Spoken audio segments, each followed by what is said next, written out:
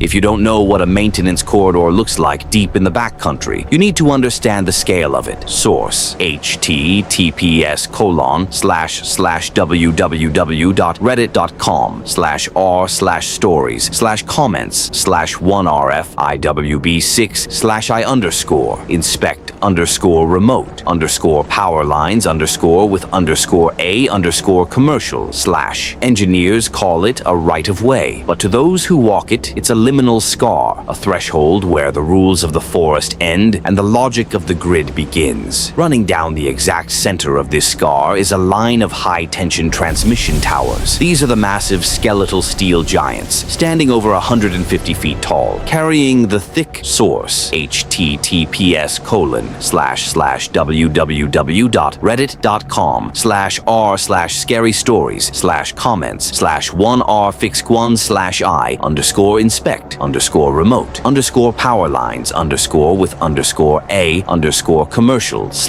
It is a constant, aggressive, electric sizzle. It's the result of a phenomenon known as corona discharge, where the air surrounding the conductors becomes ionized. It's a deep, vibrating drone that you don't just hear, you feel it in the roots of your teeth. It makes the air smell sharply of ozone, like the moments right before a violent thunderstorm breaks. When you spend enough time out here, that hum gets inside your head. Eventually, it becomes your heartbeat. My job is to drive an off-road utility truck down this corridor, alone, for weeks at a time. I am a contractor, a specialized drone operator hired to inspect the infrastructure. The terrain is far too rugged for traditional bucket trucks, and walking it would take months, so they send guys like me. I drive to a tower, park, launch a heavy-duty commercial inspection drone, usually a DJI Matrice with a 60-megapixel zoom camera and thermal sensors, and I fly it up the steel lattice. I record high-definition video of the ceramic insulators, check the structural bolts, look for corrosion, log the RTKGPS coordinates, and then drive to the next one. It is tedious, lonely work. You sleep in the back of the truck, cook on a small camping stove, and rely on a satellite phone for emergency contact. The truck is essentially a rolling power station itself, equipped with a heavy-duty alternator and auxiliary battery banks to keep the drone batteries charging on rotation. This current route started 4 days ago. The first 40 towers were entirely unremarkable. The routine settled over me like a heavy blanket. Drive a mile, park, calibrate the drone, launch, fly the pattern, up the left leg, across the lower crossarm. I'll check the bundled conductors, up to the top peak, check the static wire down the right leg, land, swap batteries, drive another mile. The days blur together out here. The scenery never changes. The green wall of trees on the left, the green wall of trees on the right, the gray gravel road ahead, and the steel giants marching off toward the horizon until they fade into the atmospheric haze. Yesterday evening, the sun began to dip behind the western tree line, casting long, warped shadows across the corridor. The temperature dropped rapidly, the damp chill of the forest creeping out into the open space. I parked the truck midway between Tower 42 and Tower 43, leaving the diesel engine idling to run the heater and charge the equipment bank. I climbed into the back cab, poured a cup of lukewarm coffee from my thermos, and opened my laptop to begin the daily data transfer and review. The protocol requires me to review the wide-angle approach footage for each sector before submitting the close-up structural logs. It's a redundancy to ensure no macro-environmental hazards like leaning trees or unauthorized construction are threatening the right-of-way. I opened the video file for the sector covering towers 40 through 45. The footage played on my screen, a smooth, high-altitude tracking shot moving forward down the corridor. I took a sip of coffee, seeing my eyes scanning the screen out of pure habit. Tower 40 passed below, then 41. The space between these structures is standardized, engineered to be spaced at exact intervals depending on the tension and the terrain, usually about a quarter of a mile apart. The rhythm of them passing the camera is predictable. Tower 42 passed on the screen. The camera glided forward. The gap of empty grass and gravel rolled by, and then the next steel structure entered the frame. I reached out and hit the spacebar, pausing the video. I frowned, leaning closer to the glowing monitor. I rubbed my eyes, feeling the gritty fatigue of source: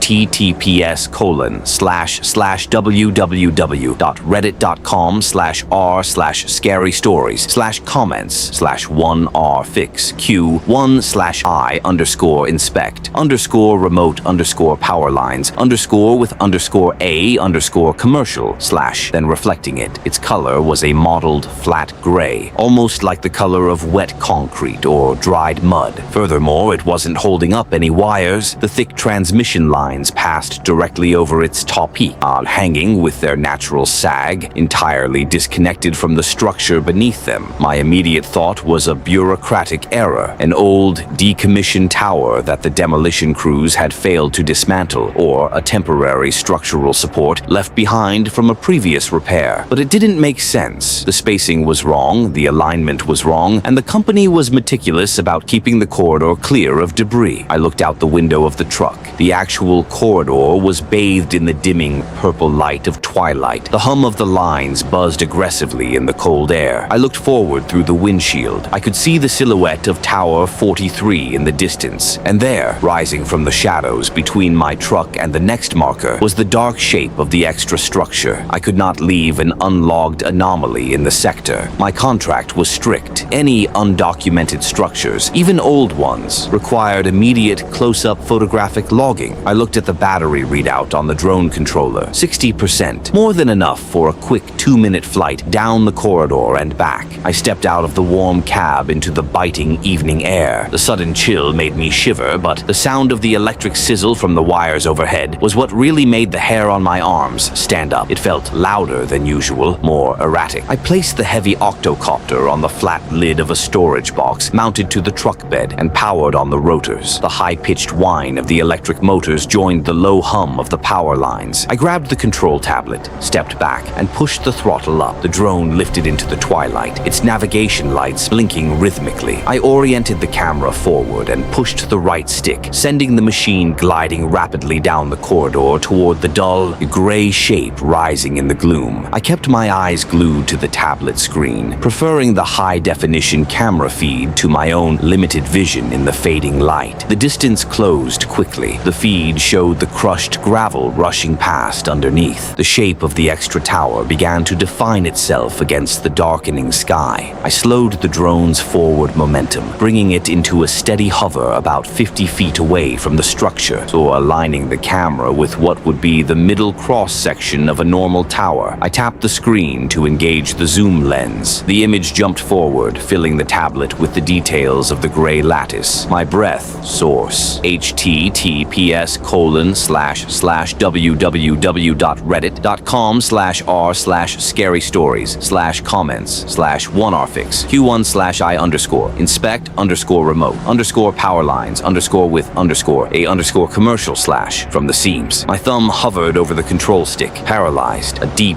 primal alarm bell was ringing in the back of my brain. A survival instinct screaming at me that I was looking at something that should not exist. I stared at the tablet, the horizontal beam dominating the center of the screen. A beam that should have been rigid, unyielding steel was shifting. It was a minute movement, barely perceptible. I thought it was wind buffeting the drone, causing the camera to sway. But the telemetry data on the screen showed the drone was holding a perfectly stable hover. Then I realized the camera wasn't moving. The structure was. The thick gray horizontal strut bowed outward slightly, the rough surface stretching. Then, slowly, it contracted, pulling back inward, outward, inward. A slow, rhythmic expansion and contraction. It was breathing. The entire towering structure, standing 100 feet tall in the middle of the empty corridor, was taking slow, agonizing breaths. I watched in frozen horror as the texture of the gray hide began to ripple. The coloring of the structure was slowly shifting, the dull gray breaking apart into darker, vertical striations, mimicking the shadows and colors of the dense pine trees standing just 50 yards behind it. It was trying to break up its own silhouette, camouflaging itself against the tree line. I jammed the control stick backward, desperately trying to pull the drone away in a rapid retreat. The motors screamed as the drone pitched backward. On the screen, the camouflage instantly ceased. The illusion of the rigid structure shattered. From the upper section of the entity, a massive, thick cable detached itself from the main body, and what for a moment appeared to be a wire was, in fact, a long, muscular muscular tendril, whipping through the air with a speed that defied the creature's immense size. The tendril snapped forward, blurring across the camera feed. There was a deafening crack of impact transmitted through the audio feed, followed instantly by the tablet screen, shattering into a chaotic mosaic of static and error codes. Signal lost. I dropped the tablet. It clattered against the gravel. I looked up, down the corridor. About 200 yards away, the red and green navigation lights of my drone were gone. The sky was empty, but the gray structure was not. In the dim purple light, the silhouette of the tower was unfolding. The rigid, so triangular peak of the structure was bending downward. The thick,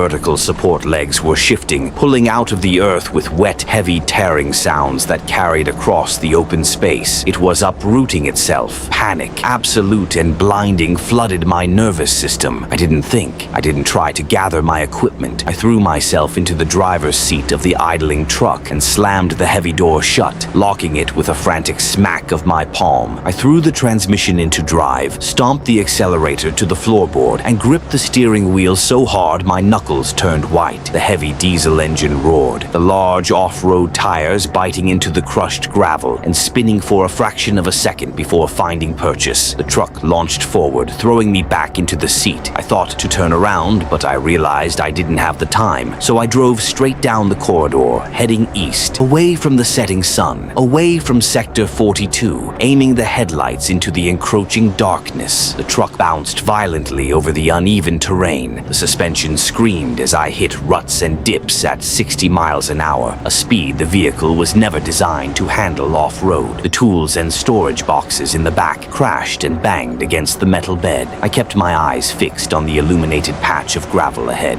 dodging the concrete footings of the actual transmission towers as I rocketed past them. Tower 43 flew by in a blur of steel, then 44. The electric hum of the wires overhead seemed to match the frantic, elevated RPM of my engine. My breathing was shallow and fast, scraping against the back of my dry throat. The logic center of my brain was desperately trying to rationalize what I had just seen. A hallucination, a stress-induced psychotic break from the isolation, a shadow cast by the setting sun, playing tricks on the camera lens. But I had heard the wet tearing of the earth. I had seen the tendril shatter the drone. I reached up with a trembling hand and adjusted the rearview mirror, angling it to look back down the corridor behind me. The sky behind the truck was a deep bruised orange, bleeding into black. Against that dying light, the true scale of the horror was silhouetted. It was following me. The entity was walking. The gait was slow, agonizing, and profoundly unnatural. It moved on multiple stilted limbs, long and spindly, lifting them high into the air and planting them with deliberate, heavy impacts that I could feel vibrating through the chassis of the fleeing truck. It looked like a colossal, deformed harvestman spider, but its body was a chaotic tangle of thick gray cables and shifting organic mass. It was easily 100 feet tall, its upper bulk scraping against the lower sag of the actual high-tension wires. I watched in the mirror as it approached Tower 44, and before my own eyes, it stepped over it. One massive gray limb lifted high into the twilight, clearing the lower crossarms of the steel tower and planted itself on the other side. The entity straddled the infrastructure, its dark mass passing through the electromagnetic field of the power lines. As it moved through the electric field, the thick tendrils hanging from its central mass began to writhe and spasm. Reacting to the massive voltage pulsing just feet away from its body, it seemed to draw energy from the proximity, its movements becoming slightly less stilted, slightly more fluid. It was tracking me. Despite the distance, despite the speed of the truck, the silhouette in the mirror was maintaining the gap. The long, terrifying strides covered incredible distances with each step. I looked at the dashboard. The speedometer read 70 miles an hour. The engine temperature gauge was climbing rapidly toward the red zone. The truck was screaming. I looked back to the mirror. The entity was turning its massive, tangled head. It was angling its upper mass toward the thick bundle of wires running overhead. Then the idea sparked in my brain. It was hunting the electrical signature. The truck is a rolling power plant. The heavy-duty alternator was spinning at maximum capacities, generating a massive electromagnetic field to charge the auxiliary banks. The entity had locked on to the loud, erratic electrical pulse of my vehicle fleeing down the corridor. I realized with a cold, sinking dread that as long as the engine was running, glowing. I was a beacon in the dark. I looked at the fuel gauge. Half a tank. I could drive for hours, but the engine wouldn't last that long at this RPM. The radiator would blow or an axle would snap in a rut, and I would be stranded in the open clearing, sitting inside a metal box, humming with the electricity it craved. I had to abandon the vehicle. I needed to kill the power and disappear into the environment. I scanned the edges of the corridor, illuminated by the headlights. The wall of pine trees on either side was dense, a chaotic tangle of trunks, low branches, and thick underbrush. There was no trail. There was no easy way in. I checked the mirror again. The towering silhouette was passing Tower 45. The ground beneath the truck shuddered slightly with the distant impact of its steps. I made the decision. I eased off the accelerator, the engine braking, throwing my weight forward against the seatbelt. I steered the heavy truck sharply to the right, aiming directly for the edge of the tree line. The tires left the crushed gravel and hit the soft, muddy grass of the shoulder. The truck slid, the rear end kicking out, before plowing nose first into a thick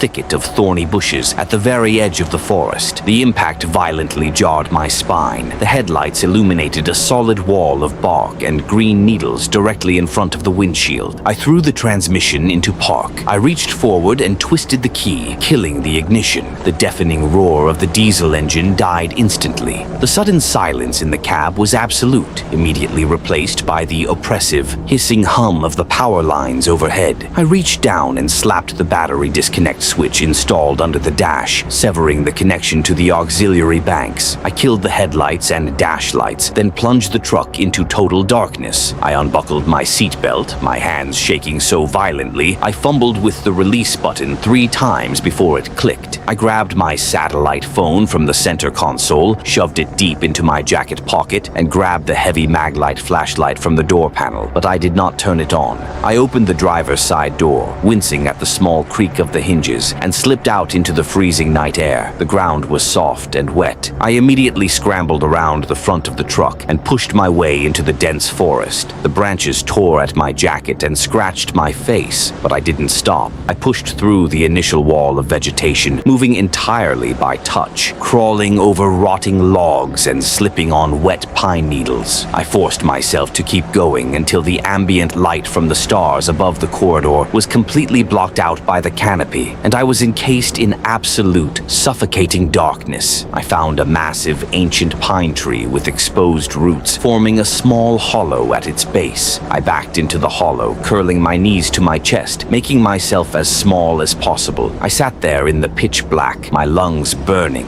listening. For a long time, there was only the sound of my own ragged breathing and the distant electric sizzle from the clearing. Then the ground vibrated. It was a soft tremor at first, felt more in my teeth than in the dirt, but it grew stronger. A rhythmic, heavy thudding, thud, a pause, thud. It was slowing down. I pulled the satellite phone from my pocket. The screen cast a faint, harsh glow in the dark hollow. I dialed the emergency dispatch number for the energy company. The line hissed with static, connecting through the satellites in orbit. Dispatch. A bored, tinny voice answered. Identify. I cupped my hand over my mouth, pressing the phone tight to my ear, terrified that the sound of my whisper would carry through the trees. Operator ID-47, I breathed. I need emergency extraction. Sector past marker 45. The truck is disabled. I am off the corridor in the tree line. Send a crew. There was a pause. The tapping of a keyboard echoed through the earpiece. Copy that, 47, the dispatcher said, his tone entirely unconcerned. Telemetry shows your vehicle is offline. Engine failure? Yes, I lied. Catastrophic failure. I had to abandon it. Just send the extraction team. Please hurry. I couldn't tell him the truth. If I told him a 100-foot-tall mimicking entity was hunting the electrical grid, he would flag me for a psychiatric hold, log it as a prank, and delay the response. And I needed a rescue. Extraction team is alerted, the dispatcher droned. Nearest depot is 3 hours out. They will track your truck's last GPS ping. Stay with the vehicle. 47. I am not staying with the vehicle, I whispered frantically. Tell them to approach with caution. Tell them to look for... I stopped. What could I tell them to look for? Tell them to bring heavy lights and do not approach the truck immediately. Just tell them that. Noted, the dispatcher said,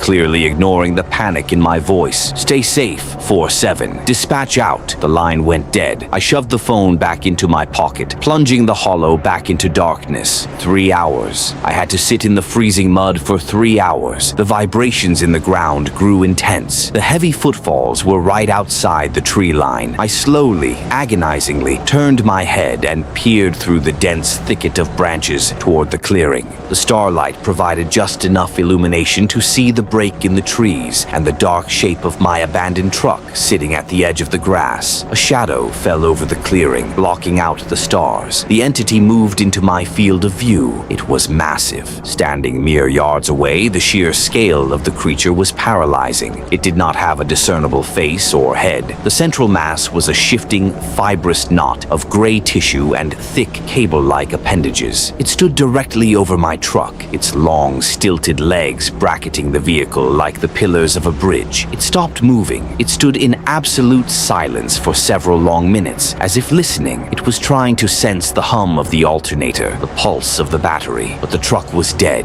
I had severed the connection. The entity lowered its central mass. The movement was slow and fluid, completely at odds with the stilted, awkward way it walked. The thick tangle of gray cables that formed its upper section descended, draping over the hood and cab of the truck like a heavy, suffocating net. I watched, holding my breath until my vision blurred as the ends of the tendrils began to writhe. They were seeking access points. The thick fibers slid over the metal, probing the seams of the hood, feeling the gaps in the grille. There was a sharp, metallic screech. The heavy steel hood of the truck was peeled back, I tearing off its hinges with effortless, terrifying strength. The entity tossed the crumpled metal aside, exposing the engine bay. The tendrils plunged into the cavity. I couldn't see exactly what it was doing, but I could hear it. A wet, slurping sound, mixed with the sharp snap of electrical arcing.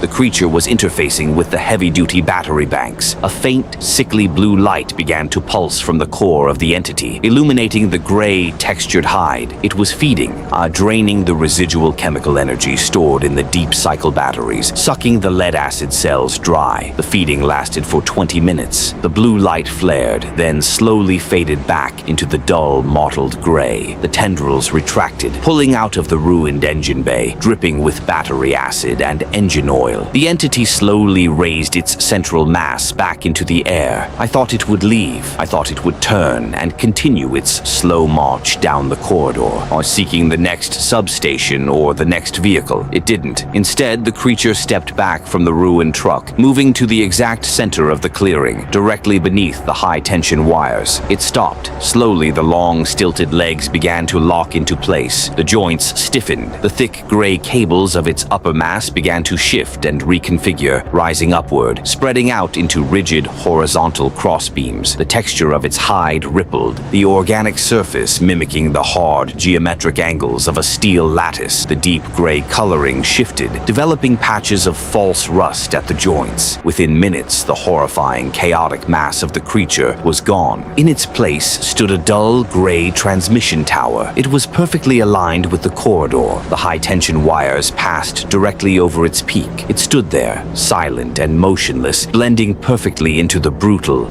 mathematical repetition of the infrastructure. It wasn't leaving, and I am sitting in the dark, watching the false tower stand over my broken truck. It is waiting. My phone says it has been 2 hours and 45 minutes. The extraction crew is coming. They are driving down the corridor right now, expecting to find a mechanical failure. They are driving toward the coordinates of my truck. I can't call dispatch back. My battery is at 2%, and the cold is killing the remaining charge. Even if I could, they wouldn't believe me. They wouldn't stop the crew. I can't run out there to wave them down. If I leave the tree line, if I step into the open clearing, the tower will see me. It will feel the electromagnetic pulse of the flashlight in my hand, or the heat of my body. All I can do is sit here, pressed against the damp bark of the pine tree, and wait for the headlights of the rescue truck to pierce the darkness. I'm going to have to watch what happens when they drive up to the abandoned truck, park directly beneath the dull gray tower, and step out into the humming night. I'm going to have to watch the steel lattice begin to breathe.